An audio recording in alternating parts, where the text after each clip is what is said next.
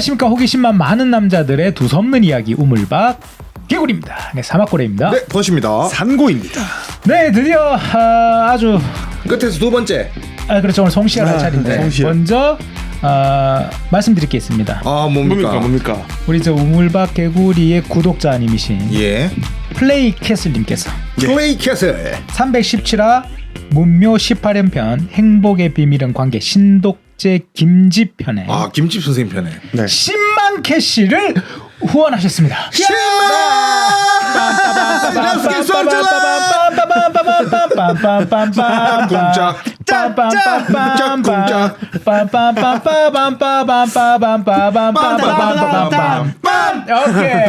자, 플레이 캐슬님께서 적어주신 10만 개씩. 역대급 금액 아닙니까? 역대급이죠. 최고액이죠, 최고액. 처음이요. 그러니까 우리가 317화를 할 때까지 처음이야. 317주. 317주면 몇 년인지 모르겠는데. 중간에 쉰 거 다 빼고. 그러니까. 317주 만에 최고 금액 10만 원. 저희가 또 에피소드가 거의 에피소드당 1시간 정도씩 되는데. 그렇죠. 317시간이잖아, 어떻게 보면. 그렇죠. 더 늘어날 수도 있고. 이걸 다 들으신 것 같은데 플레이캐스님께서 이렇게 적어주셨어요. 안녕하세요. 1화부터 정주행이 끝나면 10만 캐시 후원하자 하고 들었는데 이제 정주행이 끝났습니다. 이야. 축하드립니다. 축하보다는 일단 고생하셨습니다. 대단하십니다. 고생하셨습니다. 이건 인고의 시간이었다. 그렇죠. 네, 엄청난 시간인데 우물박 개구리 컨텐츠가 너무 훌륭하고 재미있고 좋다. 유익한 방송이라 주변에도 많이 추천하고 있어요. 아니, 덕분에 지금 구독자 좀 늘었어요, 진짜로. 얼마나 늘었습니까, 우리 지금? 지금 저희가 오늘 녹화일 기준으로 1,008명이니까 네. 꽤 많이 늘었죠. 좋네요. 네. 1,008명이요? 1,000명 넘겼구나. 넘겼죠. 저희 지금 1,000명 넘었습니다.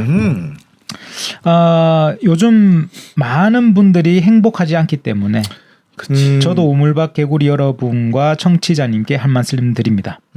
우물박 개구리를 듣고 계신 모든 청취자 여러분, 숨 쉴 때마다 점점 더 행복해지세요. 감사합니다, 플레이캐스.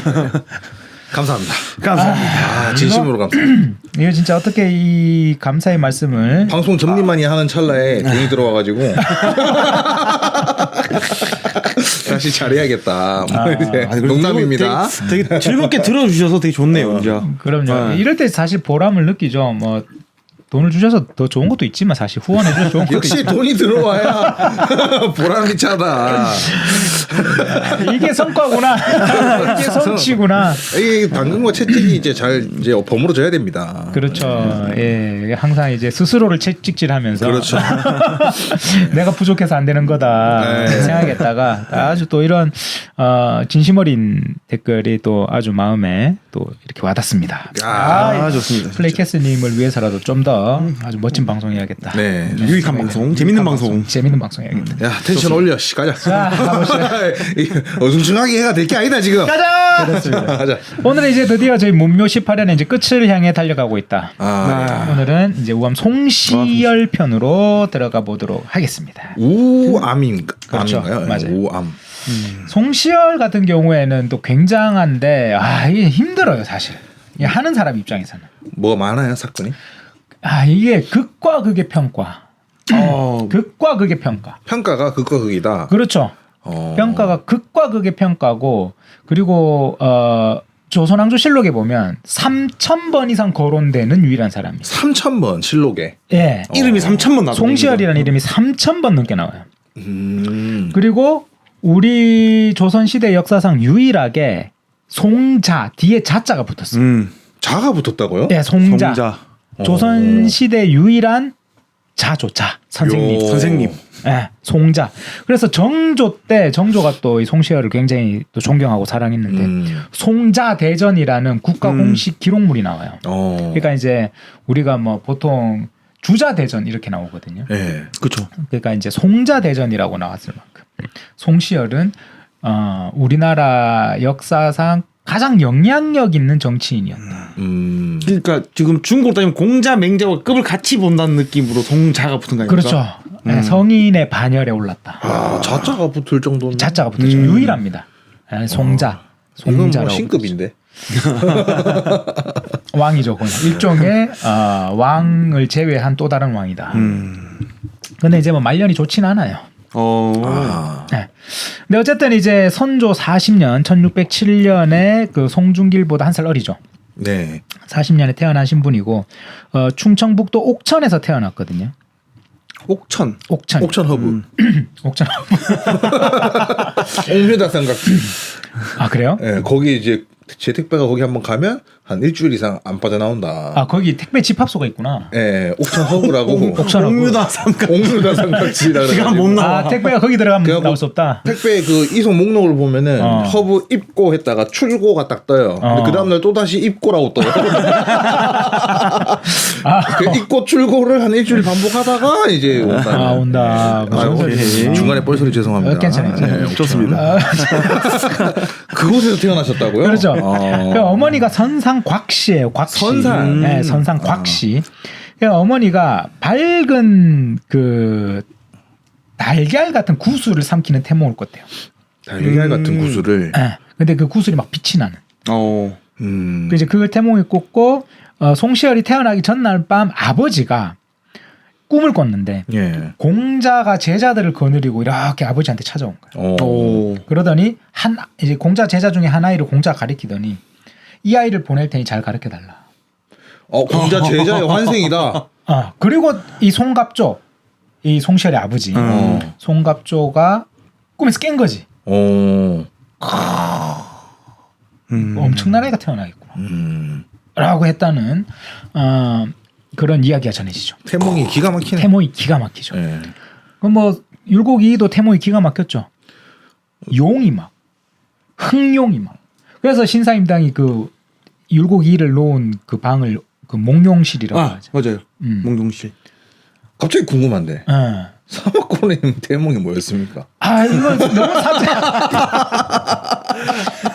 저는 이 얘기를 어릴 때부터 들었어요. 왜냐하면 어머니하고 할머니께서 제가 어릴 때 앉으셔서 저희 할머니께서는 이제 저 말고도 저희 조카들이나 사촌들 뭐 이렇게 꾸신 것도 있고. 할머니가 꾸신다고요? 그래서 저는 이제 저희 어머니가 꾸셨는데 막 두 분이 얘기 나눈 걸 몇 번 들었어요. 저희 어머니가 바다에 이렇게 그 수영을 하러 가셨는지 놀러 가셨는지 꿈에 바다에 이렇게 갔는데 갑자기 하늘이 막 이렇게 먹구름이 끼더니 와, 무섭다. 바다가 너무 뭔 일이 있을 것 같다라고 생각해서 큰 바다에 혼자 나와 있을 때 좀 무섭잖아 사람이. 그렇죠. 광활한 데 혼자 있으면 무섭거든. 근데 갑자기 구름이 막 모여드는 거야. 그러더니 갑자기 막 비가 내릴 것처럼. 근데 갑자기 바다에서 물기둥이 쫙 올라오는데 용오름. 그럼 거기서 용이 이렇게 위로 팍 올라가. 용꿈이었다. 그래서 엄마가 그걸 탔다고 했는가? 뭐 하여튼 그런. 그걸 태몽을 제가 어릴 때 막 할머니랑 이야기하는 그런 꿈을 제가 들었죠. 저랑 조금 비슷하시네요. 태몽 다들 알고 계시나 보네요. 저는 이제 얘기하는 걸 들었으니까. 엄마한테 들었지. 들었지. 저는 비슷한 건지 모르겠는데 옛날에 저희 이제 할아버지께서 농사 지으신다고 땅 좀 크게 이제 논이 있었어요. 그 논 바로 건너편에 냇가가 있었거든요. 그러니까 어머님이 이제 그 농사일 돕다가 잠깐 쉬러 냇가에 이렇게 꿈에 갔는데 꿈속에서 이게 구렁이인지 용인지 모를 사이즈가 거의 용 사이즈급의 구렁이 같이 생긴 게 이무기라는 이 사람은 지금 태몽에서 이무기도 좋은 거지 태몽에서. 용 전에 이무기 아닙니까? 맞아요. 개천에서 용 난다고. 그래갖고 그 천에서 그게 이렇게 막 와가지고 어머니한테 안겼대요. 그러고 제가 이제 잉태됐다고. 개천에서 용 났구나. 아직 안 난 것 같긴 한데. 용되기 전. 아직 이무기인가? 조만간 용. 조만간 용 되지. 용은 되면 되지. 우리 상고님은 그러면 지금 태몽. 저는 모릅니다. 몰라요? 물어봐. 전화 찬스. 지금 전화해서 물어봐. 지금 전화해서 1588. 전화해서 물어봐. 1588. 물어봐야겠네요. 궁금하네. 그냥 갑자기 궁금해서 한번 여쭤봤습니다. 그렇습니다. 일단 그렇게 해서 이제 3살이 됐을 때 혼자서 글을 깨쳤대요. 3살에요? 3살에. 혼자요? 혼자 글을 깨쳤. 아무도 이거 기억 니은 안 켜줬는데. 네, 혼자 그냥. 이때 기억 니은이 있었나? 있었죠. 1600이니까. 세종대왕 맞네. 계신 이후니까. 나중에 그 송시열 같은 경우에는 한글로 그 경전을 번역한 거를 그 자기 집안 여자들을 위해서 많이 남겨요. 보라고. 네, 뭐 노노맹자 이런 거, 상강오륜 이런 거를 업문 한글로 남겨요. 우리 집 여자들이 봐야 된다. 한글로. 해야 된다. 예. 그렇게 남기죠. 뭐 어쨌든 그런 기도 하고 5살에 혼자 글을 쓰기 시작했대. 야 장문을 5살. 단어 쓰면 잘 쓰는 거 아니에요? 5살에. 바나나, 그런 사과 이런 거 할 텐데 장문을 문장을 구사했다. 그렇죠. 그리고 8살에 이제 그 송중길의 집에 가서 예. 송중길의 아버지 송이창이 제자가 되죠. 그리고 12살에는 이제 아버지로부터 이제 율곡 2의 학문을 배워요. 네, 뭐 율곡 2가 경몽요결 이런 거 쓰잖아요. 예. 네, 이제 그걸 이제 배우기 시작하는 거죠. 근데 이때 보면 그 옥천에서 내려오는 이야기가 있대요. 그게 어떤- 옥천에 아주 유명한 무당이 있었다는 거야. 한번 빠지면 못 나오는. 아주 용한 무당이 있었는데 이 송시열이 집이 옥천이잖아. 네. 송시열이 나와 이렇게 어리니까 어린 송시열이 이렇게 걸어 나오면 무당이 항상 신이 내려오다가 멈춘대. 아 송시열이 오면. 송시열이 오면. 그래서 송시열이 지나갈 때까지 기다렸다. 진짜 몰라면 이제 송시열 지나가고 나서. 송시열 지나가야 신이 내려온다는 거야. 요. 그래서 그 이야기가 전해지는 게 있죠. 그 하늘에서 뭐 줄기 타고 나셨나 진짜? 모르겠어요. 이게 진짜? 송시열의 이래 엄청난 그게 있죠. 송시열이 엄청나 있고. 근데 이게 사람의 기백이라는 게 문물을 원래 가리지 않거든요. 예. 그러니까 문과를 떠나서 사실은 이제 사람의 기백이라는 게 있다고. 그걸 좀 타고나는 게 있는 것 같아. 옛날에 그 굉장히 우리나라에서 유명한 장군의 일화 같은 경우에는 그 옛날에 그 한옥집 보면 이제 화장실이 뒷간이 좀 멀리 있다고. 그죠. 그죠. 그래서 이제 화장실에 이렇게 갔는데 그 집에 난리가 난 거야. 호랑이가 내려온 거야. 호랑이가. 그 내려와가지고 그 집 송아지를 물고 갔다는 거야. 근데 사람들이 이제 막 집안 사람들이 막 애를 찾아서 난리가 났는데 뒷간에서 이렇게 걸어 나오더래. 애가요? 애가. 그래갖고 이제 물어봤대. 괜찮느냐? 그러니까 네. 안 그래도 저 뒷간에서 볼일 보고 있는데 호랑이가 내려와갖고 송아지를 물어 가더라. 그러니까 그걸 어떻게 그렇게 천연덕스럽게 말할 수 있느냐? 아유 송아지 물어 갔으니까 난 안 잡아먹을 거 아니냐? 똑똑한데. 이 기백을 타고나는 사람들이 있어. 기백을 타고나는 사람들이 있지. 우리 관상 보면 이제 그 김종서 대감 얼굴 보면 호랑이. 김종수 대가. 근데 그게 사실 사람에게 뿜어져 나오는 기백이라는 게 있거든. 뉘앙스죠 느낌. 차크라. 제7 차크라 개방. 그렇죠. 그러니까 우리 지금 뭐 예를 들면 지금 드라마 고려 거란 전쟁 같은 것도 네네. 보면 뭐 양규 장군 뭐 이런 나오잖아요. 네. 사실 그런 사람들은 만약에 우리가 실제로 마주한다. 살기가 있을 거야. 살기를 넘어선 기백이 있다고. 예. 아주 어마어마한 사람이 뿜어져 나오는 그 강맹함이 있거든. 그 에너지가 있죠. 에너지가 있지. 에너지. 근데 송시열이 그런 스타일. 그러니까 우리가 저번 시간에 송중길이 아주 봄 같은 사람이라 그랬잖아. 네. 따뜻한 사람. 동춘당, 호도 동춘당이잖아. 근데 송시열은 죽을 때까지 이렇게 보면 극적인 평가가 나는 이유도 있어. 사람이 아주 강맹해. 그러면 좀 약간 극단적으로 보일 수도 있겠네. 아주 강맹해. 송시열은 강맹하고 우리가 말하는 그 사문난적 이 송시열 때부터 시작합니다. 사문난적. 주자에서 하나라도 틀리면 2단이야 이 자식아. 사문난적이야. 2단이야. 아주 그냥 그 답답하다. 깐깐함의 고집이라는 게 이게 송시열의 특징인 거예요. 그리고 송중길이 계속 뭐 송시열과 그 윤성거 사이를 이렇게 파괴시키려고 한 이유가 있어. 송시열이 윤성거를 막 극단적으로 거부하는 거야. 아주 그냥 이 자식이 너무 마음에 안 들어 이 자식아. 아주 그냥 이 송시열이 좀 힘들어. 사람이 좀 힘드네. 그게 아니라 이게 방송하기가 힘들어. 이걸 누굴 옳다 그러다 평가할 수가 없는데, 이게 애매해. 송시 참 힘든데. 뭐 어쨌든 그냥 그렇더라 하고 이야기를 해주시면 편하게. 그렇죠. 네. 그래서 우리가 지금도 살아가면 사실 우리 주변에 뭐 그렇게 많지는 않은데, 그러니까 우리가 일반인들 중에서 좀 뭐라 해야 될까, 그런 건 있잖아. 우리가 너무 자기 고집이 세서 좀 이렇게 이제 좀 그만해라. 있죠. 그런 거랑 네. 송시열처럼 진짜 엄청난 그 가치관 못 보는 사람이 아니야. 뒤에 자자가 붙었다니까. 얼마나 그 학문과 경전에 다 통달했겠어. 그런데 그 통달함 속에서 본인의 확고함이 있는 그 고집하고 좀 다른데, 근데 송시열은 좀 그런 사람이야. 아주 그냥 빡세다. 담도 커. 담이 어마어마한 사람이에요. 어쨌든 이 우암 송시열이 19살이 되던 해 우리 저 문묘 18년에 우리 얼마 전에 했던 사계 김장생. 네.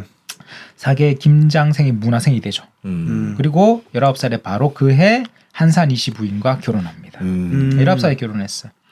예, 그리고 이제 27살에 과거 급제해가지고 생원이 됐다가 29살에 복림대군의 스승이 돼요. 효종. 그렇지, 효종이 되는 복림대. 인조의 두 아들 중 둘째 아들 복림대군의 스승이 됐는데 그 다음 해에 병자호란이 일어나. 그래서 남한산성으로 인조가 몽진할 때 이제 같이 호종을 하죠. 예, 그리고 이때 우리 저번 시간에도 말씀드렸다시피 박연희. 네덜란드 동료 나라들과 함께 참전했다가 혼자 살아남는 바로 이제 병자호란이죠.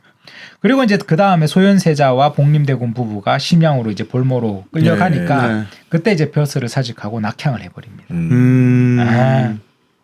의리 있네. 뭐 근데 그 시대를 뭐 어떻게 할 수가 없으니까 본인이 송시열 같은 경우에는 어마어마한 시대를 또 산 사람이에요. 지금 이제 여기서 나오겠지만 오늘은 송시열의 모든 걸 할 수가 없잖아요. 그래서 주제를 하나 정확히 딱 잡았거든요. 왜 문묘인가? 왜 문묘인가는 그러니까 우리가 문묘라는 건 사실 어떻게 지금으로 치면 우리나라 국교가 없어가지고 좀 헷갈리게 하는데 그렇죠. 만약에 우리나라가 불교 국가다 아니면 가톨릭 국가다 관세음보살 라고 했을 때 만약에 우리가 불교 국가면 송시열 같이 문묘 18년은 고승이죠. 국가 고승. 국가에서 선정된 고승. 그리고 가톨릭이면 국가가 선정한 뭐라고 해야 될까? 성자. 예. 그런 거니까 이때 유교 사회에서 문묘에 들어갔다는 건 이 유교의 성인이 된 거거든. 예.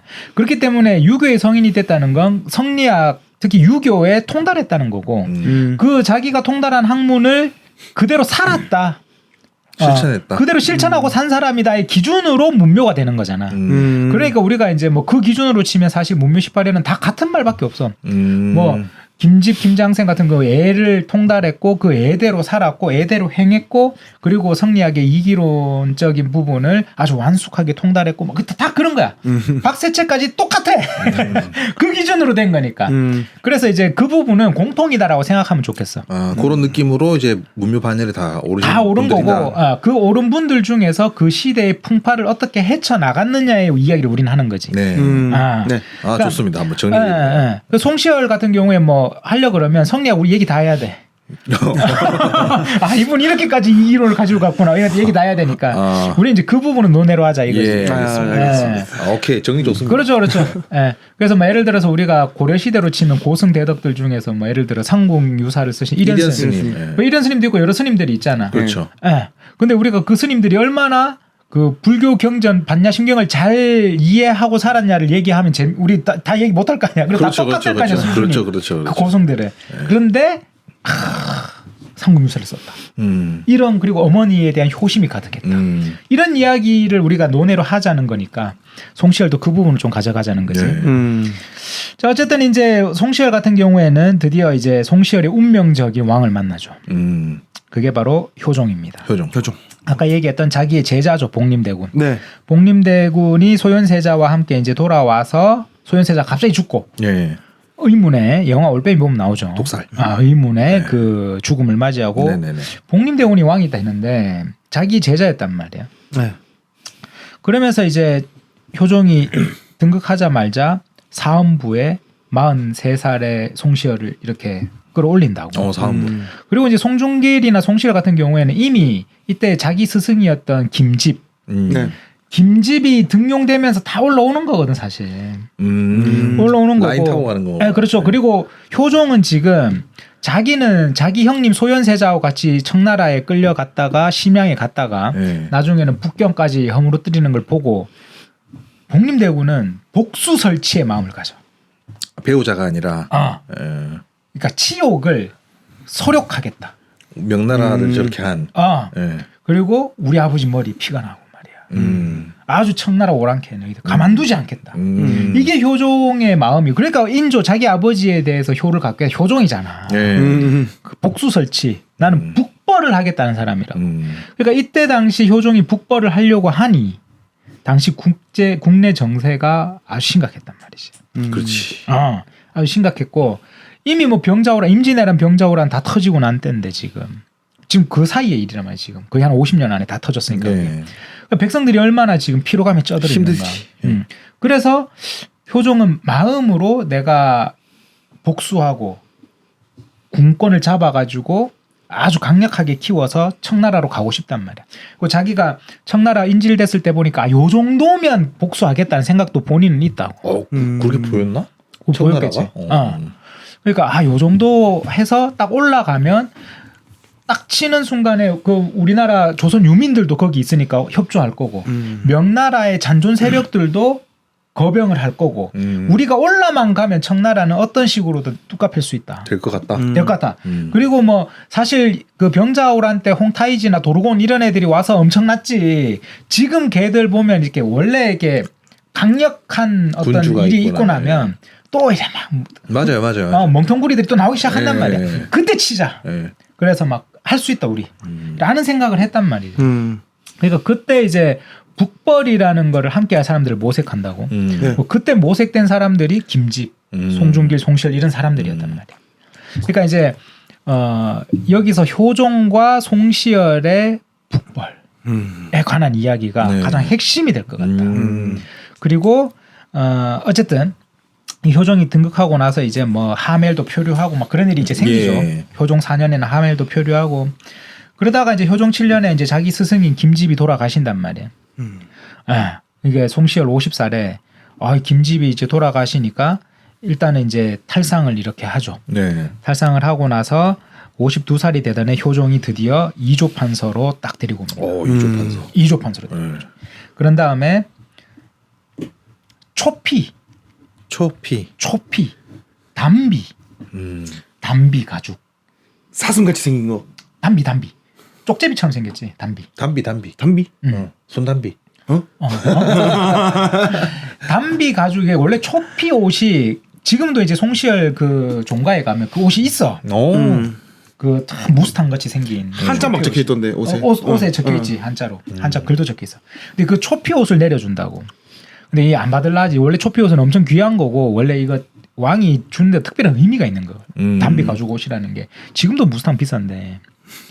그러니까 이거를 딱 물리치는데 효종이 그러지. 이거 우리 만주벌판 달릴 때 입어야 되는데. 춥다. 만주벌판 추운데 우리 함께 달리려면 입어야 되지 않냐. 그 옷을 탁 내린다고. 그런 다음에 효종 10년 53살이 되던 해 송중기를 병조판서로 앉히면서 송시열과 함께 이제 이게 논하게 되죠. 예, 과연 효종은 근데 이제 그거야. 효종은 과연 그 뭐라고 해야 될까? 북벌에 대한 마음이 어느 정도였나 실제로. 아니 뭐 이 정도면 진심이었던 것 같은데. 그렇게 해서 효종 10년 53세 나이에 효종은 송시열을 부르죠. 오, 시작합니까? 그리고 이제 아주 조선 시대에 뭐 하는 거야 아까부터.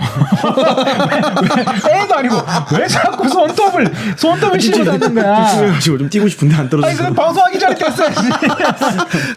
상권님. 아이 자꾸 눈이 돌아가잖아 내가. 상권님 뭐 좀 불안한 거 있어요? 아니야. 얘기를 해. 흐름이 끊겼네. 이때 조선 역사상 듣도 보도 못한 일을 하는 거지. 효종이. 그게 바로 독대 사건이야. 독대요? 임금하고? 그렇죠. 그 도끼 들고? 아니 그거 딴 거 아니에요? 그거는 도끼 들고는? 이게 1659년 얘가 기해년이었거든. 59년. 기해 독대. 독대가 뭐냐면 원래 이 왕은 그 누구를 만나더라도 승지와 내시, 도승지. 그리고 우리 사관 있죠. 사관. 네. 글 쓰는 사관. 네. 사관이나 내시는 반드시 있어야 된단 말이야. 그렇죠. 근데 효종이 딱 사관하고 내시를 물리친다고. 진짜 독대했네. 진짜 독대지. 그 실록에 무슨 말을 했는지 안 나와 있어요. 안 나와 있어. 기록이 없구나. 그게 3월 11일 기해 독대가 일어나. 송시열을 부른 효종이 사관과 내시를 모두 내보낸 다음에 단둘이 독대를 한 거야. 근데 경국대전 이게 조선시대 법정이란 말이야. 경국대전에 임금은 어떤 경우라도 독대를 하지 못한다고 규정이 있단 말이야. 맞아. 규정을 어긴 거야. 근데 송시열이 자기가 했던 대화를 악대설화라는 글로 남겨놨어. 그래서 우리는 오늘 그 기해 독대 이야기를 가볼 생각이에요. 악대 설화요? 악대설. 뭔가 느낌이 안 좋은데 이게 악대? 그지? 저 쓴소리 한 것 같은 느낌이 좀. 그 악자가 아니야. 음악이에요? 우리가 장막할 때 악자야. 장막. 장막. 그러니까 장막에서 마주한 이야기라는 건데 옛날에 그 송나라의 왕이 송나라의 이름도 똑같이 송나라의 효종이 있었어. 송나라도. 예. 송나라 때 효종이 그 당시에 이제 장남헌이라는 어떤 유학자를 만난다고. 하여튼 이 장남헌을 장막에 불러서 얘기를 했다고. 불러서 장막 안에서. 막사에서. 네. 그래서 이제 단 둘이 밖에 이제 한 사람도 없이. 예. 그 이제 그 악대 장막에 불러서 대화했던 송나라 효종과 장남헌의 그 이야기를 빌어서 그건 거지. 송나라 효종은 이제 조선의 효종이고, 예. 그 송나라 때 유학자 장남헌은 지금 자기인 거야, 송시열. 예. 그래서 장막에서 마주한 이야기에서 악대설화라는 얘기를 남겨놨어. 이 악대설화에 보면 이 효종 같은 경우에 아주 민감한 얘기를 하는 거야. 아주 민감한 얘기를 하는 거지. 지금 효종 10년이잖아.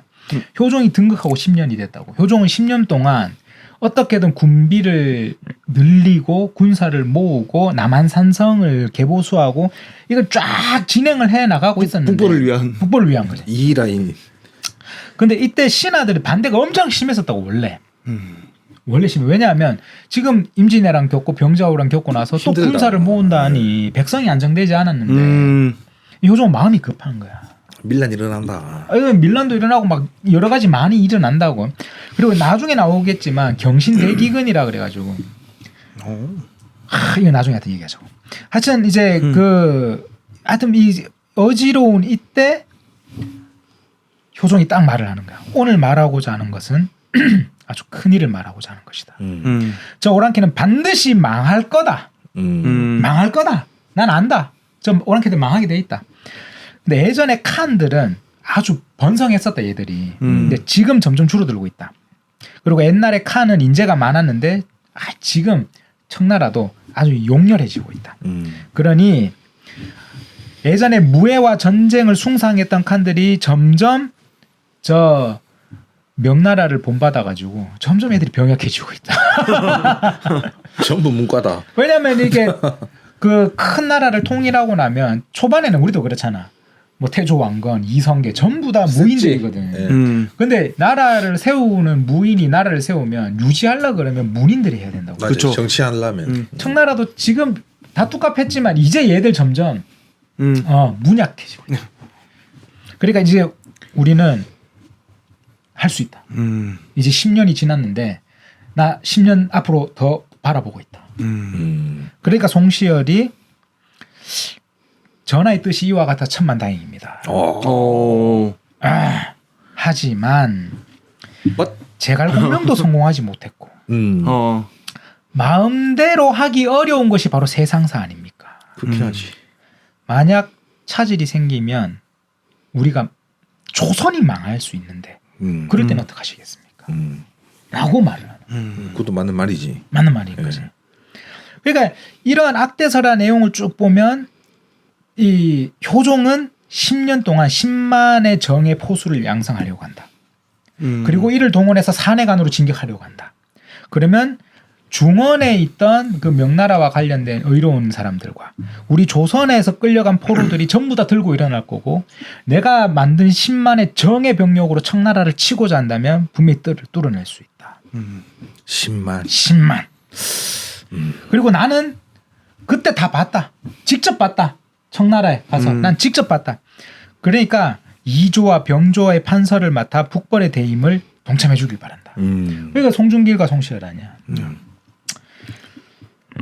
이제 송시열이 감당할 수 있겠사옵니까? 제가 능력이 부족한데. 그러면서 이제 효종이 말하죠. 경의 뜻은 내 뜻과 다르고. 하면서 이제 좀 더 본인이 생각하는 북벌의 요체를 이 얘기를 하죠. 그러면서 송시열에게 물어봐. 그럼 어떻게 해야 돼요? 어떻게 하면 할 수 있겠소? 그러니까 양병과 양민, 백성을 기르는 것과 병사를 기르는 것은 양립할 수 없습니다. 어떻게 해야 돼요? 구체적으로 말해줘. 그때 송시열의 대답이 관념적이야. 관념적이다고요? 어떤 대답을 하냐면 지금 효정은 굉장히 구체적인 방법론을 제시하고자 해. 실천론.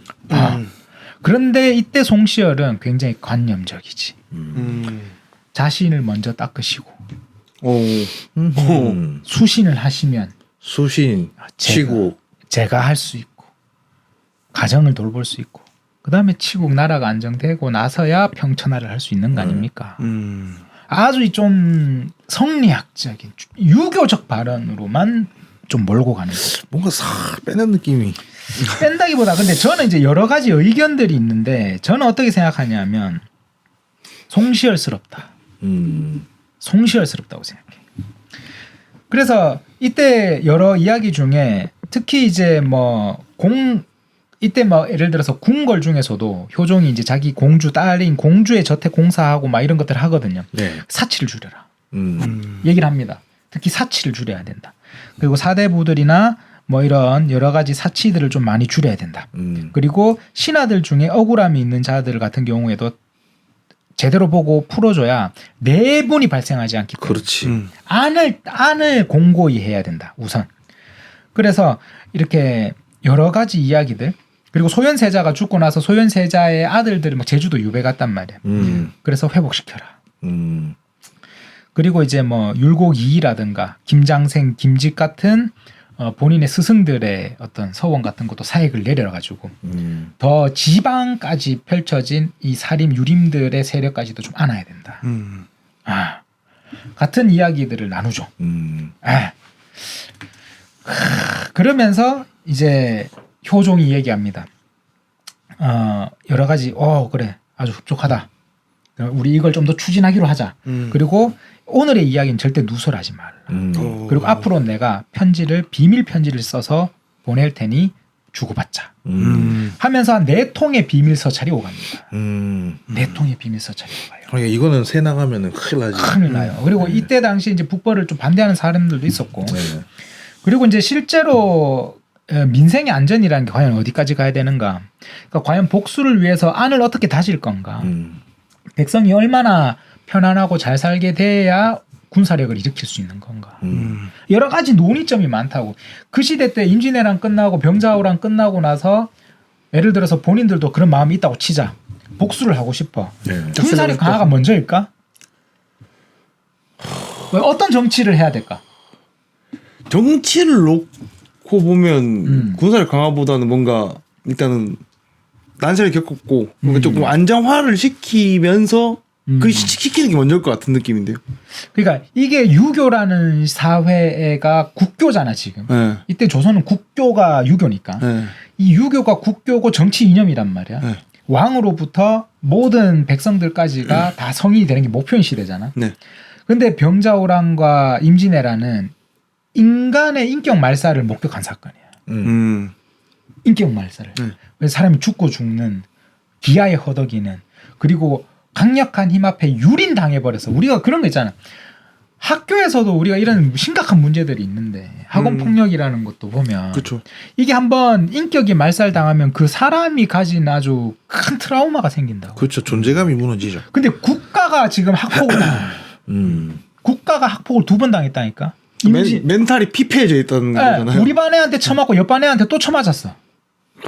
1교시 때 쳐맞고 점심 먹고 5교시 때 또 쳐맞은 거야. 다른 반 애한테. 지금 그 상황에서 우리 7교시를 맞이했단 말이야. 야간 자율학습 어떻게 할 거야? 지금 그런 상황이 지금 나라가. 멘탈이 나갔다니까 지금. 이 조선이. 근데 복수할 거야. 어떻게 복수할까? 때를 기다려야지. 이거 심각한 거야. 기다려야지. 그러니까 백성들은 이미 그걸 경험했단 말이야. 백성들은. 공포가 그렇지. 공포를 경험했다고. 네. 그리고 생존에 대한 두려움을 느껴버렸다고. 그렇지. 백성들이. 네. 그런데 효조 복림대군이 거기 갔다 와서 복수하고 싶다라는 거에 있어가지고 과연 이 시대의 재상들은 어떤 정치를 왕한테 말해줘야 되는가.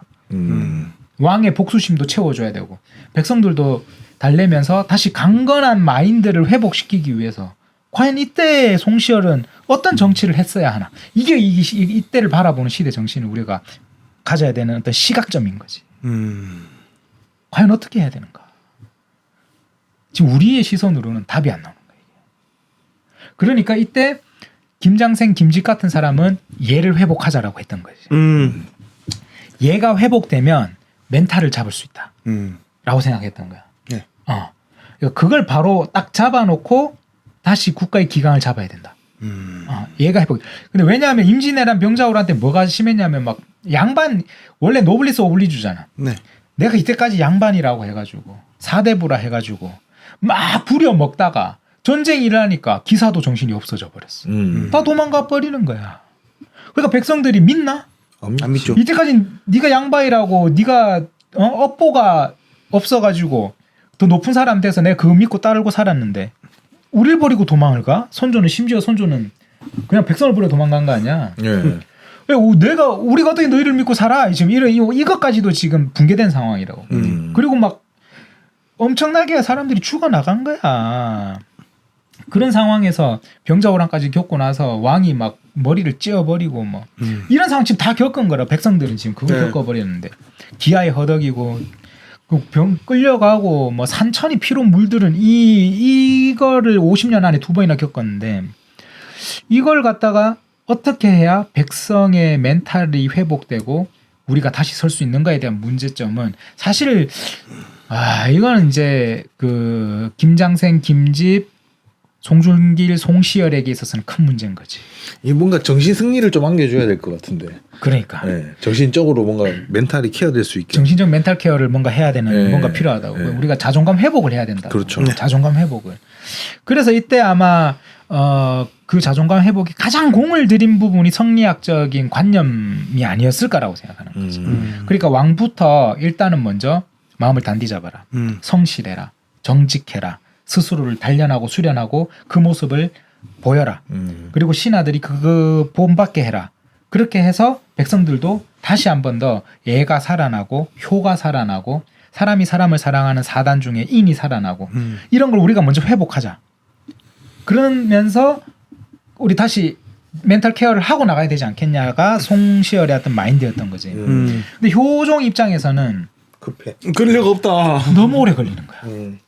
야 그거보다 그럼 병사는 어떻게 해야 늘릴 수 있고 그러면 전쟁을 하려면 돈이 많이 모여야 되는데 그럼 세금은 어떻게 해야 더 많이 거둘 수 있고 실질적인 부분에 대해서 실질적인 부분은 어떻게 해야 돼가 되는 거죠. 그러니까 그 둘의 의견 차이가 좀 있는 거야. 그냥 뭐 국민이 바로 서야 뭐 징집도 하고 세금도 걷는 거 아니겠습니까? 먹고 살만해야 또 전쟁을 하는 거고. 그러니까요.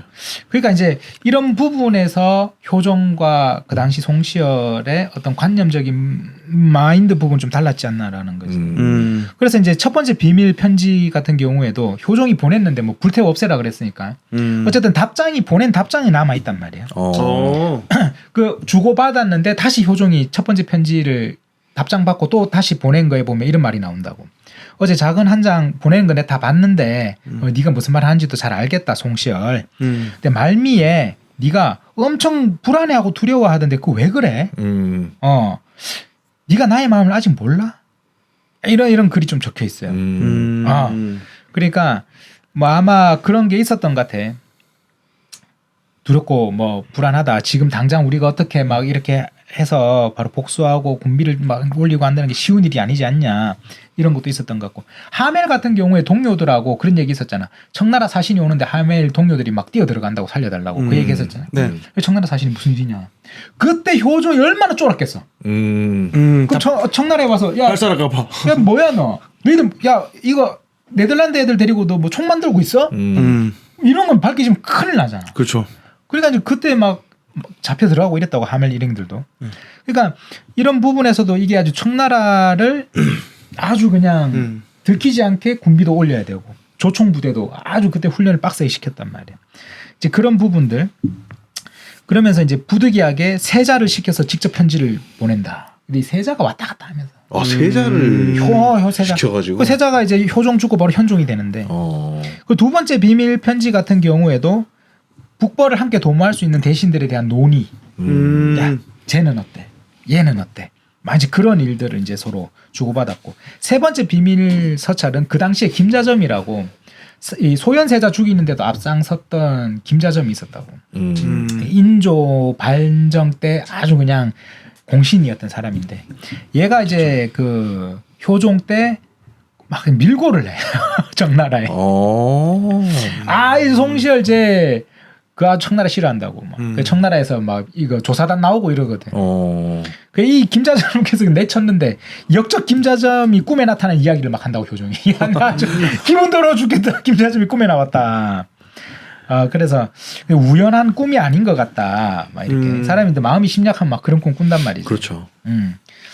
어쨌든 이제 이 당시에도 분명히 이제 그 청나라가 이렇게 막 민심이 동요하고 그 당시에 백성들이 청나라가 또 쳐들어온대. 이런 막 소문도 막 퍼졌다고 했었으니까 이제 그런 일도 있었던 것 같아요. 좀 불안했겠네요. 그리고 마지막에 네 번째 편지가 이제 그 밀물지교라고. 밀물지교. 은밀할 때. 10가지 조항을 제시한 효종의 편지가 나오지. 10가지 조항. 첫 번째는 도성 방어를 위해 북한 산성을 내가 수축하겠다. 근데 인력을 동원하기가 쉽지가 않구나. 그렇지. 두 번째는 남쪽에 있는 목장을 서북 쪽으로 옮겨가지고. 목장을. 왜냐하면 기마병을 키워야 된다고. 청나라로 들어가려면 보병으로는 청나라하고 맞설 수 없단 말이에요. 그렇죠. 그러니까 목장을 좀 더 옮겨서 목장에다가 말을 좀 더 서북 쪽에도 말을 길러야겠다. 원래 말은 저 위에서 길러야 돼요. 그리고 목장을 이전한 곳에는 수군을 좀 양성해가지고 수군. 해상 방어를 좀 이렇게 해야겠다. 세 번째는 승려들이 다 놀고 먹지 않냐. 승병. 그렇죠. 야, 승병은 대단한데. 그래서 이 놀고 먹는 승려들에게 놀고 먹지 말고 세금이라도 더 내게. 세금제 승려 세금 제도를 만들어야겠다. 그리고 평안도 황해도 이쪽 지역에다가 성곽을 좀 더 수축해야겠다. 그리고 다섯 번째로 오랑캐에게 빌붙은 자들의 존재와 그 세력을 부러워하는 백성들이 아주 배반스럽지 않냐. 그렇지. 이거 잡아야지. 기왕 잡아야지. 그렇지. 이 청나라에 빌붙어가지고. 이거 잡아야 돼. 이거 안 그러면 안에서 흔들린다고. 이 배신자들. 오히려 막 청나라에 누구 빌붙었다 그러면 막 부럽다 이 자식아. 나도 청나라 끈 좀 주라. 막. 맞아. 이게 아주 우려스럽다. 이거 조치를 좀 취해야 된다. 그거 막아야지. 여섯 번째로 양민들이 너무 많이 이제 빠져나가고 있다.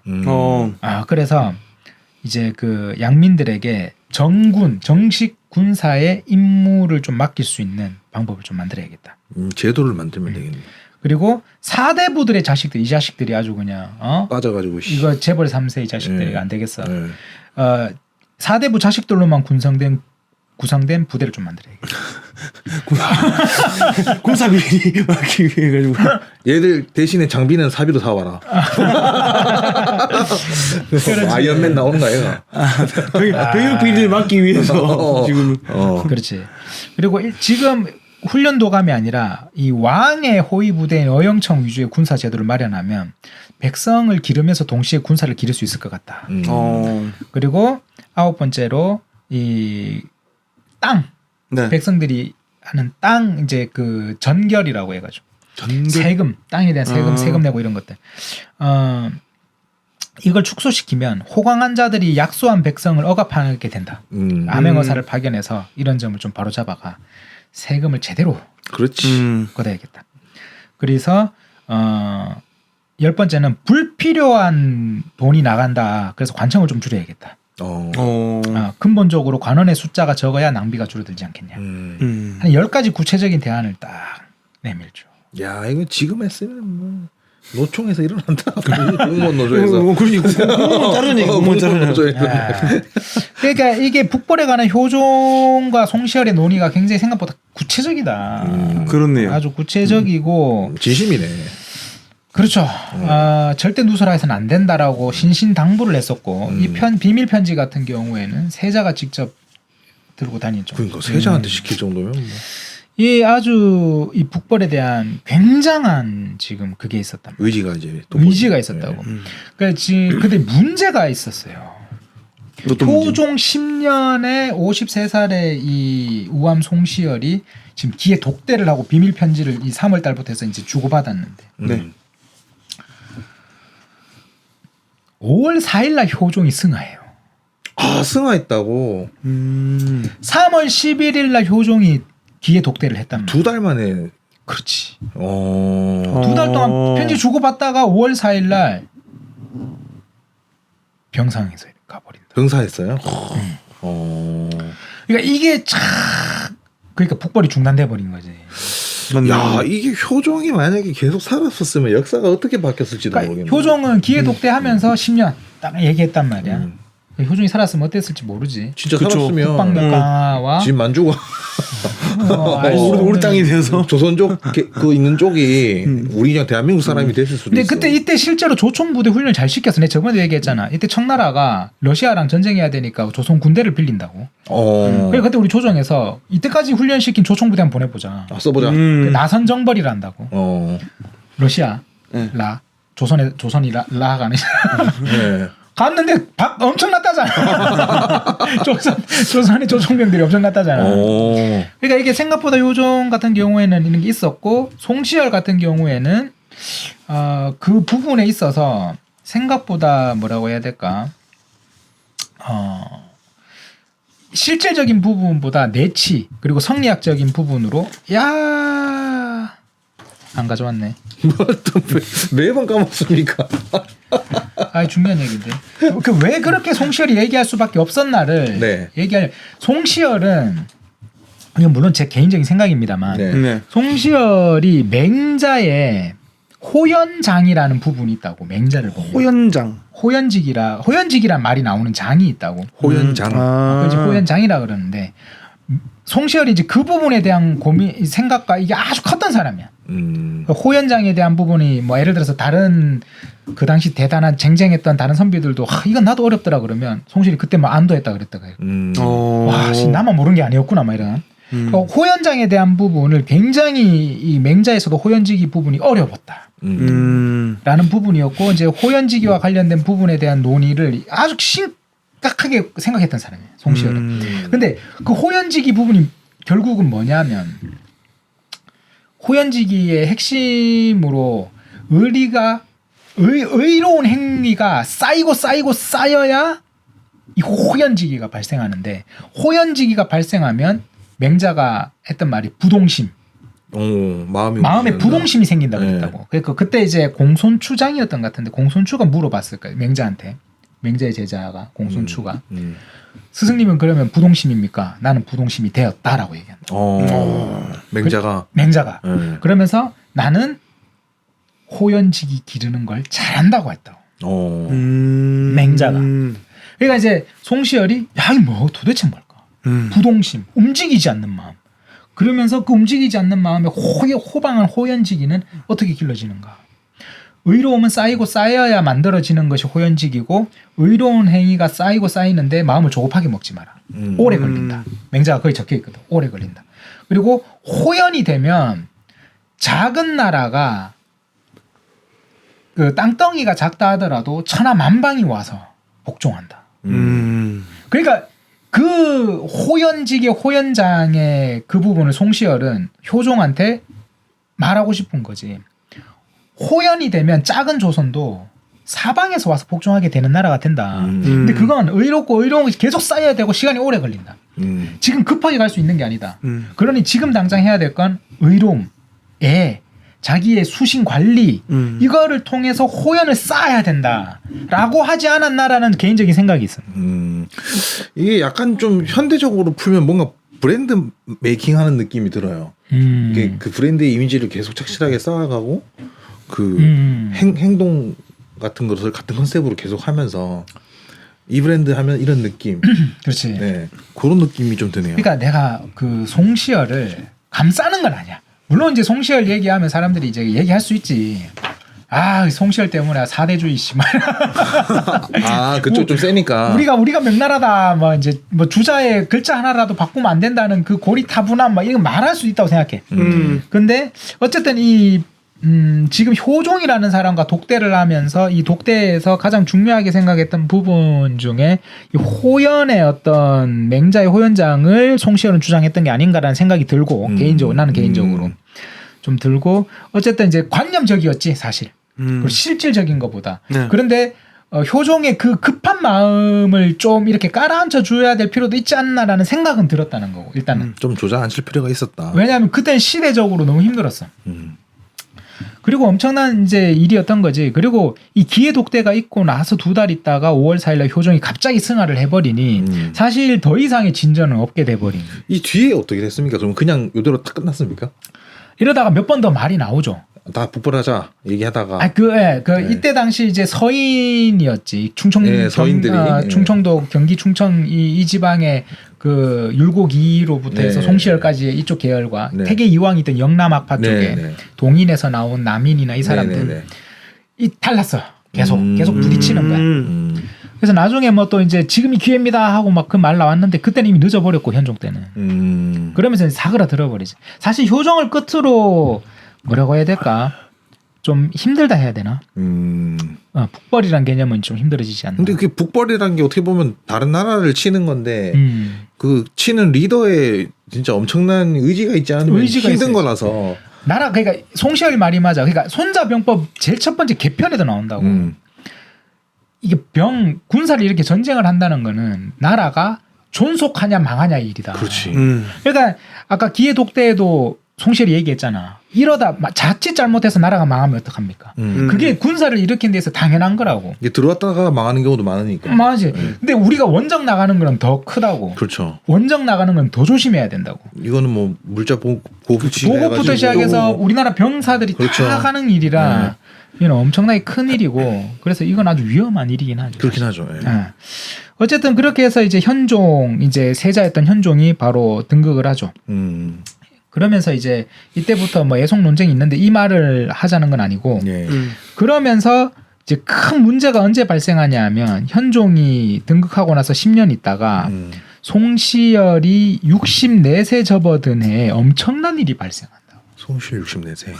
그게 현종 10년부터 시작해서 현종 11년, 12년 2해 동안 일어난 엄청난 일이 발생하지. 무슨 일입니까?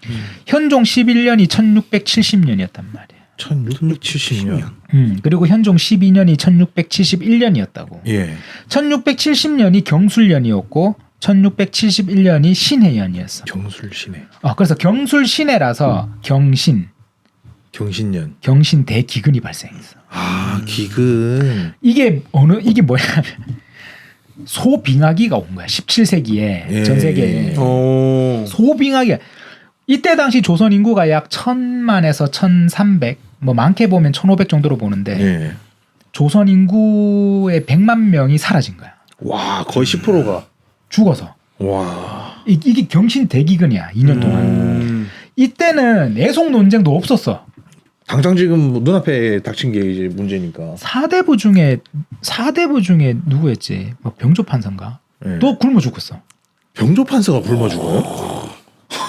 그러니까 이 경신 대기근이 얼만큼 심각했냐면 이때 뭐 과학적으로 보면 태양 활동에 저하가 생겨가지고 이 2년 동안 국지적인 이상 기후가 발생해서 흉년이 나고 뭐 우박부터 시작해서 한겨울 폭설이 엄청 나가지고 게다가 그렇게 되니까 식량난과 전염병이 퍼져가지고 대규모로 사람이 죽어나가는 일이 발생했는 게 이때 송시열 23, 24, 현종 11년, 12년이었다. 이거 겪고 나서 조선이 엄청난 그거에 빠져.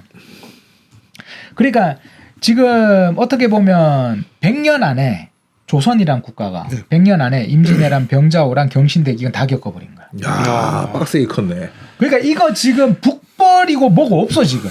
당장 내 앞에 지금 아까림이 문제다. 이때는 뭐 일본도 대기근이었고 이때 청나라도 대기근이었고 어느 정도로 우리나라가 이때 심했냐면 엄청났죠. 이거 뭐 일단 1670년 1월 달에 벌써 실록에 나와. 1월 달부터 유성과 운석이 자꾸 떨어진대. 유성과 운석이. 그러니까 이게 우주 먼지. 그러니까 이게 먼지가 발생하니까 태양을 가린단 말이야. 그러니까 하늘이 어두워지는 날이 많아졌다 이렇게 얘기하거든. 그러니까 이렇게 되니까 기온이 떨어져. 기온이. 그리고 전국적으로 지진이 동시다발적으로 지진이 발생해. 이렇게. 그러다 보니까 이게 조선왕조실록에 보면 늙은이들의 말로는 이런 상황은 태어난 뒤로 보지도 못하고 들어본 적도 없다. 이렇게 참혹한 죽음은 임진년의 외란 때보다도 더하다. 라는 기록이 있을 정도거든. 이게 경신 대기근이 이거 전쟁보다 더 하다는 더 하다는 거야. 이거 이게. 쿨타임 다 찬 거 아이가? 메테오. 아니 지금 우리 온도 막 지금 올해 1.5도가 올랐고 그러니까 그러니까 이때가 이상기온. 이때가 평균 기온이 1도가 떨어졌다 그랬을 거야. 아마. 떨어졌다. 소빙하기 때. 네. 그런데 이제 2월 들어서 전염병이 이제 확산되기 시작하고 3월부터 비가 오지 않아서 파종을 못 한 거야. 아 비가 안 오니까 전국이 그게 돼버린 거야. 다 말라뿐. 봄 가뭄이 시작된 거야. 야. 그러면서 4월부터도 비는 안 내리는데 우박은 계속 떨어져. 우박에 맞아 죽었다는 장계가 막 올라와. 사람. 와. 큰 우박이 떨어지는데. 진짜 이거 뭐 2012 이거 뭐 그 영화 같은 느낌인데. 5월 달이 됐는데도 가뭄은 여전한데 우박은 더 거세졌나이다. 와. 그래서 평안도에서 이게 나와. 4살 아이가 우박에 맞아 죽었사옵니다. 아이고. 동물들도 많이 죽었사옵니다. 음. 우박에 맞아서 동물들까지 죽는 일이 발생한 거예요. 뭐 진짜 그러면은 볼링장만한 거 그거 떨어졌나? 뭐 이만한 거 떨어졌던 얘기인데. 그러다가 이게 음력 5월이니까 양력으로 치면 6, 7월이란 말이에요. 그쯤 되겠죠. 예. 그런데 음력 5월 달부터 큰 비가 이틀 내도록 또 내렸는데 홍수가 이제. 이미 농사는 망했는데 비가 오면 이때부터는 재앙인 거야. 그렇지 땅이 잡힐 게 없으니까. 이 파종해야 될 때는 못했어. 예. 가뭄 때문에. 근데 이제 정작 여름이 들어와서는 큰 비가 이제 내리기 시작하는 거야. 그러니까 이때 영의정이었던 정태화가 나라의 존망이 달렸다는 얘기를 해. 그래서 가벼운 죄수들을 석방해서 억울한 기운을 좀 풀어야 되지 않겠냐. 재앙을 초래하는 것이 이 억울함의 하늘의 기운도 있지 않겠냐. 석방을 하다 하죠. 그막 죄수를 석방해. 그러다가 6월 달이 들어서면서부터 전라도, 경상도, 경기도, 충청도, 함경도에 수재가 이제 시작하는 거야. 그렇지 물난리. 초대형 태풍이 불기 시작해. 근데 이게 남부 한정이 아니라 한반도 전역으로. 7월 달에 제주도, 경상도에 초대형 태풍이 휩쓸어서 제주도 그 당시 전체 인구가 4만 명이었거든. 네. 제주도 전체 인구 4만 명 중 굶지 않은 사람이 없었다라는 상소가 올라와. 이거 조만간 시기 나겠는데. 그러니까 지금 한양 정부에서 진율곡식을 푼다고. 그러니까 백성들이 서로 잡아먹을 기세로 진율곡이 달려드는 거야. 그렇겠죠. 비는 게 없지. 그리고 실제 이때 7월에 이렇게 7월에 일어나고 난 2년 후에 제주 인구를 조사했더니 2만 명이었대. 반이 줄었네. 반 날아갔네. 반이 없어진 거야. 그리고 소 전염병 구제역. 네. 소 전염병이 이때부터 돌기 시작한 거야. 광우병. 그러니까 소가 구제역 들어가니까 역병이 사람한테도 같이 돌아. 8월에서 10월까지 계속 3달 동안 폭풍우가 그치지 않았대. 그러면서 11월에는 전염병이 더 몰아친 거야. 아이고 이거 참. 그러면서 이제 장기가 또 올라오는 게 이게 있어. 추위가 심하고 먹을 것이 없어 거리로 나선 유민들이 얼어 죽고 있사옵니다. 이런 일이 있었대. 다른 사람들의 옷을 빼앗아서 입고 너무 추우니까 지나가다가 사람 지나가면 막 두드려 패가지고 옷을 벗기는 거야. 그런데 힘이 약한 사람들은 산으로 올라가 무덤을 판 다음에 시신의 옷을 벗겨 입었대. 아이고. 너무 추워가지고. 그래 그때 무슨 뭐 패딩이 있나 뭐가 있나. 그리고 남쪽인 제주도마저 11월에 큰 눈이 내려서 너무 배고픈 사람들이 산에 올라가서 열매 같은 거 줍던 사람들이 눈에 파묻혀가지고 돌아오지 못했는데 그 수가 91명이었습니다. 눈에 동사한 게 보고가. 배가 너무 고파서 산에 올라가서 뭐 풀뿌리 열매 같은 거 먹다가 눈이 너무 와서 못 내려왔는데 그 눈 속에 그냥 파묻혀 죽어버려. 눈이 한 방에 확 왔나 보다. 그게 91명이 그랬다는 거야. 그래서 1670년 경신 대기근 중에 경술련 대기근 때 조선 팔도 전역이 대흉작이 일어나는 거야. 전대미문의 사태가 벌어진 거야. 7월부터 아사자가 발생했고 계속 심해졌는. 원래 소를 도축하는 게 금지돼 있었거든. 우리가 농경 사회니까. 그렇죠. 병원기인데. 그렇지. 트랙타. 경술련에 소 도축을 허용해 줬다고. 근데 먹을 게 없으니까. 근데 소 먹고 죽는 사람이 또 발생하는 거야.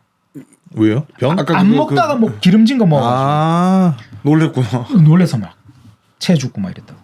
그러다가 드디어 신해년 1671년에 들어갔는데 봄이 되자 아사자가 더 많이 생긴 거야. 구율소에서만 집계한 아사자 수가 수만 단위로 보고되는데, 그러니까 뭐 구휼소에서 죽은 사람들이니까 거리에서 죽은 사람 얼마나 많겠어.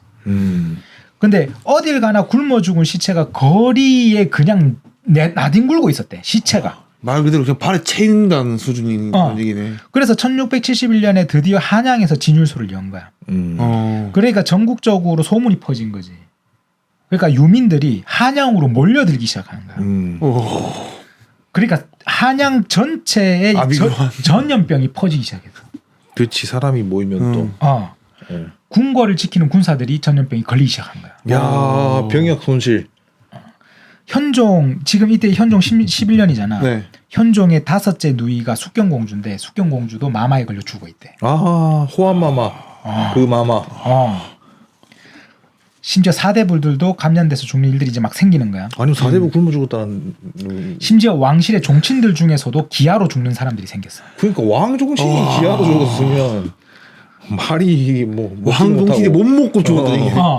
그러니까 이때부터 다시 사람들이 한양을 떠나기 시작하는 거야. 그 왕도 죽는 왕종신도 죽는 판국에. 그러니까 관청이 계속 텅텅 비기 시작해. 일어날 사람이 없는 거야. 사람이 없네. 관리가 없어진 거야. 이때 영의정이 14번 사직서를 제출해. 그만합니다. 그러니까 지창이도 가야 돼. 그만합니다. 왕이 끝까지 허락하지 않아. 그만합니다. 살려주이소. 내 좀 놔주이소. 네 여기서 나가면 역적이야. 안 됩니다. 저 좀 놔주이소. 영의정 허적이 사직서를 14번 제출한다고 이해. 왕이 끝까지 않네. 그러니까 이 한양을 벗어나기 위한 엄청난 일이 벌어지는 거지.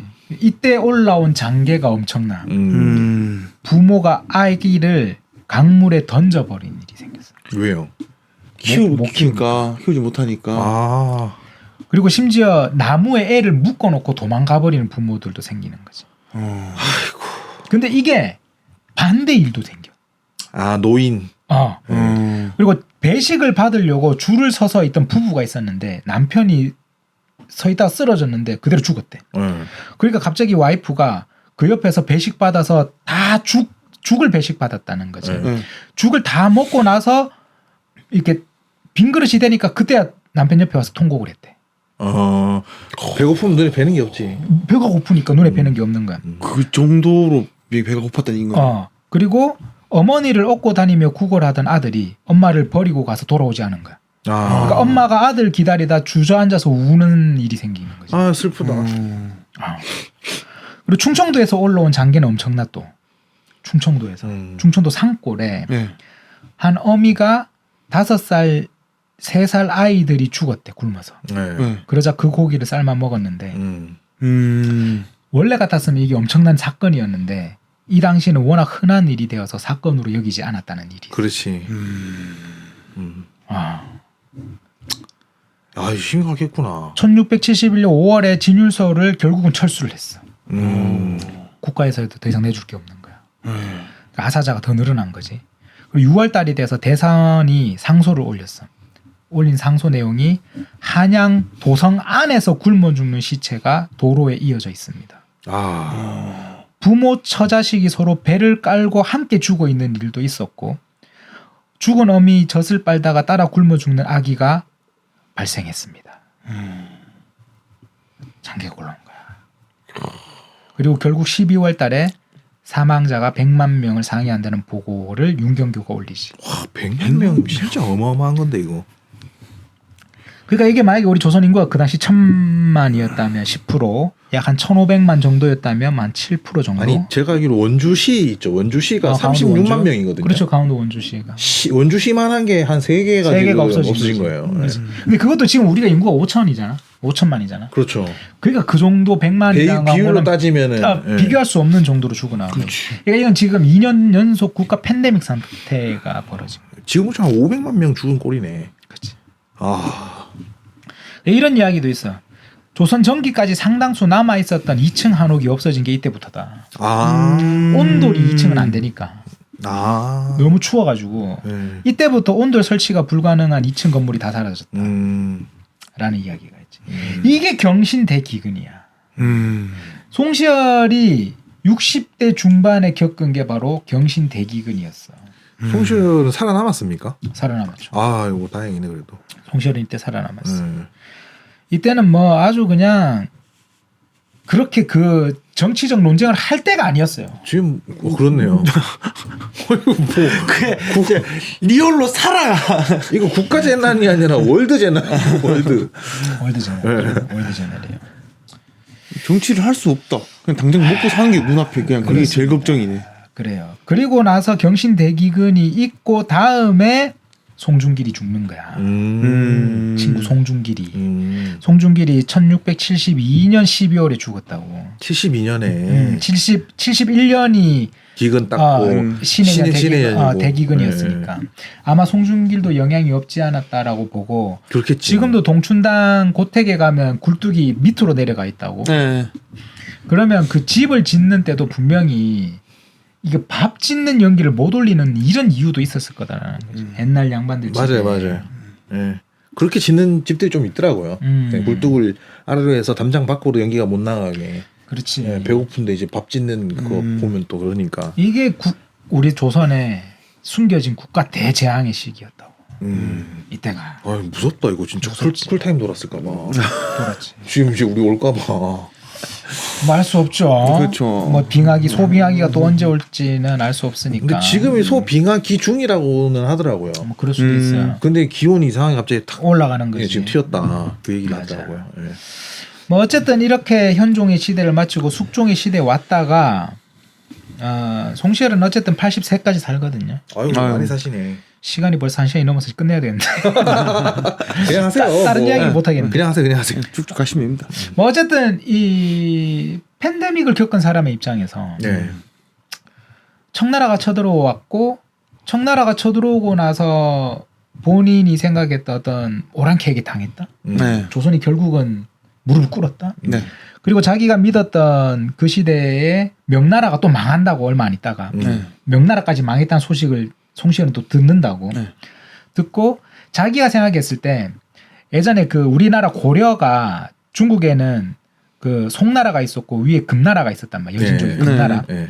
여진족인 금나라가 송나라를 막 누가 패니까 송나라가 남송이라고 밑에 내려와 있었단 말이야. 남송. 네. 그러니까 남송에서 그때 누가 나왔냐 하면 주자가 나왔단 말이야. 아 주자가 남송에서 나왔어요. 그러니까 주자가 남송에서 나와서 얘가 이기론을 펼치는 거잖아. 저 위에 오랑캐들은 기, 우리 남송은 이, 이는 진리, 기는 변하는 것, 언젠가는 이가 펼쳐지리라. 어떻게 이제 이기론을 정치학적으로 보면 그렇게도 이제 우리가 볼 수 있는데 조선을 그렇게 봤다고 송시열은. 지금 청나라, 여진족 청나라, 그리고 우리 조선. 남송. 우리 조선이 지금 이제 남송. 그럼 남송에 있었던 주자. 그렇지. 그러면 지금 우리는 송시열. 그러면 이걸 어떻게 극복한다? 정신승리. 남송에서 주자가 성리학으로 극복했듯이 우리도 그렇지. 성리학으로 가자. 그러니까 지금 똑같은 상황이잖아 지금. 네. 그러니까 이제 이게 송시열의 관념이었을 거라고 생각해. 그리고 북벌에 있어서도 송시열이 생각했던 부분은 아마 그 부분이 더 관념적인 접근이 더 컸을 거야. 그리고 뭐 딴 거보다 이미 병자호란부터 시작해가지고 너무 많이 겪었어. 전쟁을 그렇게 겪었다. 진짜. 전쟁을 그렇게 우리나라 백성들이 겪었고 그리고 이제 효종이 갑자기 그해 또 승하하셨고 예. 그러면서 이게 모든 게 물거품이 된 상황에서 얼마 안 있다 경신대기근이 터진 거지. 야 근데 전쟁 했으면 큰일 날 뻔했네. 그렇지 다 굶어 죽는 거야. 전쟁하다가 기근까지 왜냐하면 효종이 10년 후에 하겠다가 경신대기근에 해. 그러니까요. 했으면 진짜 큰일 났겠다 이거. 큰일 났었겠지. 그러니까 이제 어떻게 보면 이제 이러한 시대를 우리가 바라봤을 때 과연 우리가 뭐 어떤 식으로 볼 거냐라는 거고 그나마 이때 경신대기근을 우리가 살아날 수 있었던 게 그때 대동법을 해서 그래. 대동법 그렇지. 대동법 시행해서 그때 이제 이걸 한 사람이 김육이라는 분이었다고. 김육의 대동법이 이제 엄청난 건데 이 김육이 진짜 대단한데 나는 사실 문묘 18연 같은 거 하는 것보다 김육을 하나 하는 게 낫지 않겠나 생각은 하는데 어쨌든 하시죠, 뭐 이것도. 나중에 김육 한번 하면 좋고 그리고 이걸 잘 넘길 수 있었던 게 그 당시 영의정이 정태화여서 그래. 정태화. 이 사람이 그러니까 위기에 강한 영의정이야. 이 사람 정치를 너무 잘했어. 그러니까 그런 게 다 받쳐줘서 이 시기를 조선이 잘 넘겼어. 경신대기근까지도. 그리고 처음에 김집과 송시열은 대동법을 반대했었단 말이야. 아 반대했다고요? 처음엔 반대했어. 왜냐하면 대동법이 뭐냐면 세금을 거두는데 옛날에는 땅 크기별로 이제 너 제주도 살지 그럼 전복 그렇죠. 나는 경상도 사니까 너는 차. 뭐 예를 들면 그러지. 난 전라도 사니까 너는 그럼 조기. 뭐 이런 걸 그 지역 특산물을 공납한다고 이렇게. 네. 그런데 이게 잘 나올 때가 있고 안 나올 때가 있죠. 그렇죠. 그리고 그 정확하게 받쳐야 되는 걸 어떻게 다 채워 물량을. 맞아요. 너무 힘들었고. 그러니까 이제 그걸 그렇게 하지 말고 쌀이나 삼배로 내가 땅을 가진 크기만큼 세금을 내라. 그렇지. 이게 대동법이나. 많이 가지면 많이 내고. 가진 만큼 내라. 대동 큰 대자에 같을 동자잖아. 그렇죠. 그러니까 그때 쌀 세수를 확보를 하게 돼서 경신대기근 때 쌀을 국가가 보유하고 있었단 말이야. 근데 어쨌든 대동법을 처음 반대했던 이유는 우리나라가 도로가 안 좋아. 아 물류가 이제 수송이 안 되는구나. 쌀을 갖고 가다가 배로만 가야 되니까 한번 배가 뒤집어지면 쌀이 전부 다 바닷속으로 가. 수장. 이게 난리 부르스인데. 근데 김육이 그래도 끝까지 그걸 주장했었고 나중에 송시열이 주장을 뒤집어. 대동법 해야 된다. 뒤집어 버리거든. 결국. 근데 그렇게 했기 때문에 그나마 우리가 그 경신대기근을 버티 국가쌀로 이걸 어쨌든 고율미를 좀 고율미를 이제, 버티는 일도 있었던 거지. 그러니까 김육이 진짜 대단한 사람이었기도 하고. 그러면서 김육이 그때 화폐로 내자 그러면 화폐를 만들자 막 이랬단 말이야. 화폐 개혁까지. 화폐 개혁을 그때 주장했었다. 대동법과 화폐 개혁을 주장했었고 돌아가실 때 불렀다고 이렇게 얘기한다고 송시열 잘 써라. 그 당시에 자기의 딜을 맡아서 대동법을 추진할 사람들 이걸 전부 다 막 효종한테 얘기해주고 간다고. 근데 어쨌든 이러한 대단한 김육 같은 사람들이 이 시기에 살아 있어서 그래. 어쨌든 이 시기에 그런 사람들이 실무적인 뛰어난 사람들이 살아 있었고. 그리고 그 왕의 정치적인 부분에 있어서도 송시열은 내가 봤을 때 어쨌든 그 시대를 배경으로 한 사상가로서 이 시대는 사상가가 정치가니까 사상가로서 조선이라는 국가를 안으로 이렇게 다잡기 위한 방법을 그렇게 성리학적 부분으로 봤다라고 나는 생각합니다. 내시를 다지기 위한. 내시를 성리학으로 봤다라고 생각하는 거죠. 야 지금의 우리는 뭘로 다 잡을 수 있을까? 근데 이게 좀 자본주의. 뭐 국교도 없고 사실. 그럼. 근데 그렇다 보니 약간 이제 뭐 지역 갈등이나 남녀 갈등 이런 것을 좀 조장하는 것 같기도 하고. 근데 뭐 정치도 없으니까 마찬가지고. 사상적으로가 뭐 없으니까 우리가 뭐 종교도 다양하고 그런 것 같네요. 이제 이런 부분에서 만약에 문묘가 왜 되었냐라고 말씀을 드린다면 송중길은 그 당시 이제 송시열? 송시열, 송중길 둘 다 마찬가지지만 그 당시에 서인의 영수였고 성리학의 대가였고 그 당시 국교였던 유교에 있어서 이 사람들은 주자다. 가톨릭으로 따지면 대사제였던 사람들이야. 주자급이다. 그러니까 이제 올라간 거고 그리고 정치적으로 봤을 때 이 사람들이 그 당시 혼란한 사회를 지키고자 했던 정신은 바로 그런 부분에 있었지 않냐라는 거죠. 그러니까 이제 송시열 같은 경우에는 더 주자적으로 봤을 때 사문난적으로 돼버린다. 그렇겠네요. 그 당시에 정치적으로 가장 대립했던 사람이 자기가 복림대군 스승으로 갔을 때 윤휴라는 분도 복림대군의 같은 스승이었단 말이야. 근데 나중에 둘이 싸운다고. 원래 친했단 말이야. 싸우는 이유가 뭐냐면 윤휴가 주자가 해설을 한 중용이라는 책을 주자가 해설했다. 근데 그 부분에서 윤휴가 나는 근데 주자의 해설이 이 해설은 아니라고 보는데 라고 했다고. 그래서 송시열이 네가 감히 주자를 그러니까 성경에 보면 그 말 나오잖아. 성경에 뭐 글자 하나도 고치면 안 된다. 그런 사람이야 송시열은. 네가 감히 주자의 꼬투리를 잡아? 그러니까 윤휴가 야 주자가 알았던 걸 지금 조선의 나 윤휴가 모를 수가 있냐? 같은 사람인데? 그럴 수가 있냐? 내 말이 틀렸다. 야 공자가 죽었다가 태어나면 내 말이 맞다 할걸? 그러니까 이제 여기서 빡 도는구나. 송시열이 빡 돌아가지고 사문난적을 들이밀어 버린다고. 아니 그러니까 이게 기독교로 치면 그런 거잖아요. 예수님 했는 성경 해석, 성경을 갖다가 예수가 이거 틀렸다 이래버리면은 기독교 크리스찬들은 얼마나 이게 그렇겠냐고. 예수님이 그 알았던 걸 나라고 몰라? 뭐 이러면서 이렇게 지금 왜냐 내가 아까도 얘기한 이건 국교란 말이야. 이 시대 국교니까. 그렇죠. 그러니까 지금처럼 우리가 사상의 자유로움 속에서 틀렸다 할 수 있지 이거하고 다르단 말이야. 맞아요. 사상 느낌이 아니라 이건 신학적으로 가야 돼. 그렇지 신학이니까. 신학적으로 봐야지. 그래서 사문난적을 막 들이밀어 버린다고. 이제 송시열은 이제 거기서 털 하나도 건드리면 안 되는 사람이란 말이야. 그래서 이제 그 주자가 중용을 해설했던 그 주자의 중용 해설에 대한 부분을 송시열이 다시 좀 이해가 안 되는 부분을 모아서 만든 책이 100권짜리라고 그게. 아이고야. 주자 중용 해설본을 주자가 해설한 걸 가지고 또 송시열이 요 부분은 좀 어렵네 하면서 쓰은 책이 그게 100권이라고 100권. 그러니까 엄청난 대단하다 대단해. 진심이네. 결국 윤유는 사약받고 죽는다고 사문난적으로. 그러니까 이게 이 당시에 막 정치적 갈등이 대립되는 상황 속에서 발생하는 거고 결국은 이 남인들은 나중에 기독교를 받아들이는 거야. 그렇지. 천주쟁이가 돼버리는 그쪽으로 간다고. 그 이게 우리나라 사상사에서 아주 굉장히 곤란한 점이 이제 발생하는 거죠. 그러니까 어떤 분들이 봤을 때는 송시열 이후로부터 너 때문에 이 자식아 우리가 조선이 아주 그냥 그 굳은 사회가 되었다. 성리하게 망쳤다 나라. 성리학이 나라를 망쳤다가 될 수도 있는데 그러니까 이걸 우리가 너무 지금의 생각으로 보면 안 되는 부분도 있고 그렇죠. 물론 아쉬운 부분도 있지. 나도 아쉽다고 그런 부분에서 보면 야 부국 강매에 좀 더 힘쓰지. 그렇지. 근데 만약에 내가 그 시대 태어나도 혼란스러웠을 것 같아. 그래요. 그렇죠. 아이씨 병자호란 경신대왕국 이거 경신대기근 겪고 나 진짜 내가 정치인으로서 어떻게 백성을 이끌지? 나도 사실 모르겠다고. 그때로 돌아간다면. 그러니까 어려운 일이긴 하다. 근데 맞죠. 이때 어쨌든 본인은 성리학적인 이런 사상으로 국가를 이끌려고 했던 부분이니까 우리는 또 그 부분을 봐야 되지 않을까. 그렇죠. 라고 생각합니다. 예. 아이고 송시열 이제 마치죠. 고생했습니다. 아이고. 어제 드디어 다음 시간에 박세채 마지막입니다. 마지막 박세채. 박세채를 한번 찾아가 보도록 하겠습니다. 박세채 이제 드디어 이제 박세채로 가면 이제 그래도 숙종으로 이제 가니까 송시열이 죽은 요때거든요. 숙종이 원래 이제 83세 이 사약받고 죽는데 이유가 있어요. 숙종이 싫어했거든 송시열을. 숙종은 자기가 사랑하는 여자가 있었다고. 네. 장희빈이라고. 아 장희빈. 희빈 장씨지. 네. 원래 숙종의 부인이 있었단 말이야. 예. 인현왕후라고. 예. 그런데 인현왕후는 이제 내치고 장희빈을 사랑하고 그 장희빈의 아들을 원자로 세우려고 했단 그렇지 말이야. 그렇지. 여기서 극구 반대한 게 송시열이야. 그래서 귀양 보냈다가 다시 이제 뭐 그 국문하겠다고 올려 보내는 길에 전북 정읍쯤 올라왔을 때 사약을 거기서 내려보내 죽여버린다고. 그러니까 83세 송시열이 거기서 사약 먹고 죽는데. 객사했구만. 네.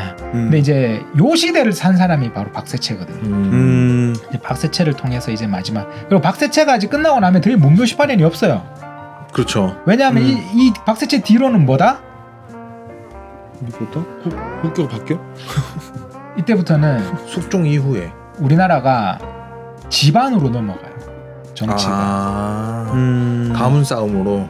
그걸 우리는 이제 뭐 안동 김씨 뭐 4대 세도가 정치로 넘어갑니다. 예, 세도. 세도가 정치 때는 우리는 그걸 안 뽑아요. 분묘를. 그러니까 요 박세채가 마지막이에요. 어쨌든. 그때 안 뽑은 이유는 그러면은 이게 뽑을 만한 뭔가 중심이 없어서 그런 건가요? 이때까지만 해도 그래도 어쨌든 우리는 지금도 우리 붕당 정치잖아요. 그렇죠, 그렇죠. 붕당은 사실 나쁜 게 아니거든요. 그렇죠, 그렇죠. 근데 그 세도 정치는 뭐라 해야 될까? 중앙 왕권. 집안 정치를 해버리는 거야. 그러니까 안동김씨, 풍양조 씨는 집안이 그렇죠, 정치를 그렇죠. 해버리니까 여기서는 사실 정치라고 할 것도 없어. 이거는. 가문 싸움이 되고. 이거는 그냥 집안에서 다 하니까.